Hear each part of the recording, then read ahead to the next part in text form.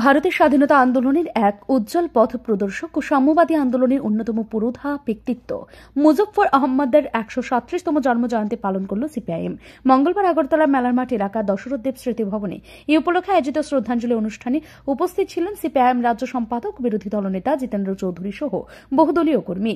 অনুষ্ঠানে স্বাধীনতা সংগ্রামী মুজফ্ফর আহমদের সংগ্রামী জীবন ও আদর্শের বলেন, তার আদর্শ আজও প্রাসঙ্গিক এবং সমাজের প্রতিটি স্তরে ন্যায় ও সাম্যের সংগ্রামে প্রেরণা যোগায়।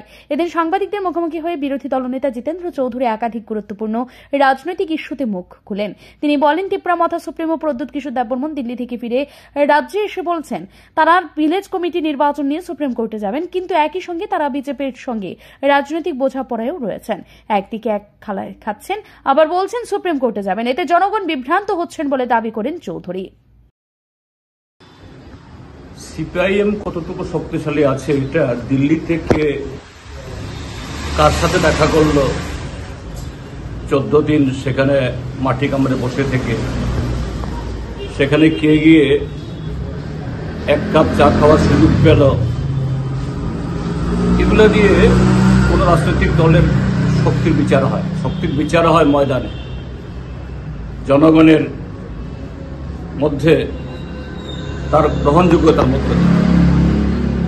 আজকে যে সিপিএম এর শক্তি, সেটা আমি পরোক্ষভাবে বলব, এই যে গতকালও আগরতলায় ফিরে এসে প্রদ্যুৎ মাণিক্য বাহাদুর একটা বয়ান দিয়েছে, সেটা কি, ভিলেজ কমিটি নির্বাচন যদি সহসায় না করে তাহলে তিনি সুপ্রিম কোর্টে যাবেন।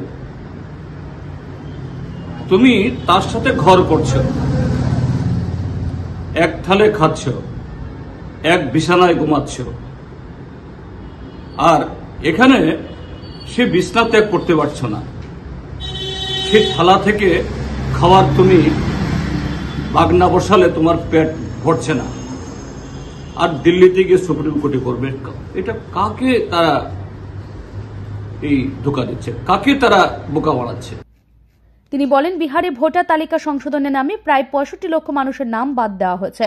ঠিক একই কৌশলে ত্রিপুরায় প্রয়োগ করতে চায় বিজেপি, তিপ্রামথাকে সামনে রেখে। তিপ্রামথা বলছে, যারা এই রাজ্যে আসছেন তারা নাকি বিদেশি অনুপ্রবেশকারী, অথচ আইন অনুযায়ী অনুপ্রবেশকারীদের বিরুদ্ধে সরকার ব্যবস্থা নিচ্ছে। তবুও যেভাবে পুশব্যাকের কথা বলা হচ্ছে তা রাজ্য শান্তিপূর্ণ পরিবেশের জন্য হুমকি হয়ে দাঁড়াবে, এমনটাই মত বিরোধী দলনেতার। এটা আরেক চক্রান্ত। ভারতের নির্বাচন কমিশনের চলমান যে নীতি অনুযায়ী বছরে 4 বার যে intensive review of electoral role IRE, এটা 4 বার হয়ে থাকে। তো কোন লোকের নাম বাদ যাওয়ার সেরকম কোনো আশঙ্কা কারণ থাকতেই পারে না। এটা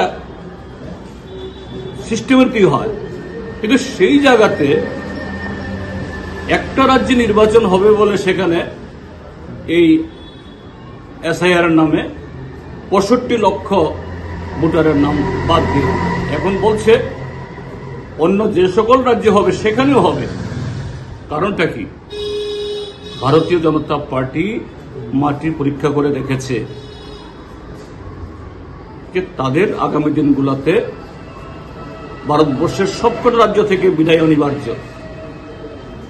কাজেই বিগত দিনগুলোতে যেরকম ভাবে সাংবিধানিক সংস্থাগুলোকে কাজে লাগিয়ে অন্যায়ভাবে পেছনে দরজা দিয়ে ক্ষমতা দখল করেছে, বিহারেও এরকম একটা অপচেষ্টা তারা করছে। আর তিপ্রামথাকে দিয়ে সেই ভূতাস্ত্র এখানে প্রয়োগ করে এই ত্রিপুরা রাজ্যের মধ্যে দুই সম্প্রদায়ের মধ্যে বিভাজন তৈরি করার চেষ্টা করছে। এদিকে আগামী বছর রাজ্যের এডিসি নির্বাচনকে কেন্দ্র করে রাজনীতির পারদ চড়ছে দ্রুত। বিরোধী দলনেতার বক্তব্যে স্পষ্ট, এই নির্বাচনে আদিবাসী জনজাতির ভবিষ্যৎ এবং রাজ্যের সাম্প্রদায়িক সম্প্রীতি দুটোই বড় ইস্যু হয়ে উঠতে চলেছে। আগামী বছরে এডিসি নির্বাচন ঘিরে রাজ্য রাজনীতিতে উত্তেজনা বাড়ছে। একদিকে সরকার যেখানে উন্নয়নের রূপরেখা তুলে ধরছে, অন্যদিকে বিরোধীরা অভিযোগ করছেন শাসক দল তিপ্রামথার মধ্যে বোঝাপড়া করে বিভাজনের রাজনীতি করা হচ্ছে। ব্যুরো রিপোর্ট, ঋদ্ধি নেটওয়ার্ক।